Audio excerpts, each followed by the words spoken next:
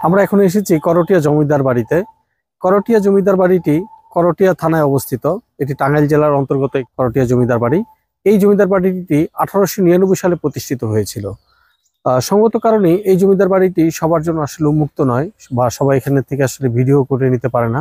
আমরা কর্তৃপক্ষ থেকে বিশেষ অনুমতি নিয়ে এই জমিদার বাড়িটি ভিডিও করার সুযোগ পেয়েছি এবং আপনাদেরকে দেখানোর সুযোগ পাচ্ছি।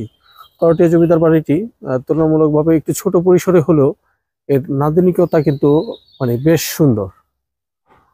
আটিয়ার চাঁদ নামক গ্রন্থ থেকে জানা যায়, আফগান অধিপতি সুলাইমান খান পন্নীর করনারীর ছেলে বায়েজিদ খান পন্নী ভারতে আগমন করেন। তার পুত্র সাইদ খান পন্নী আটিয়ায় বসতি স্থাপন করেন 1608 খ্রিস্টাব্দে। সম্রাট জাহাঙ্গীরের রাজত্বকালে আটিয়ার বিখ্যাত মসজিদ নির্মাণ করেন।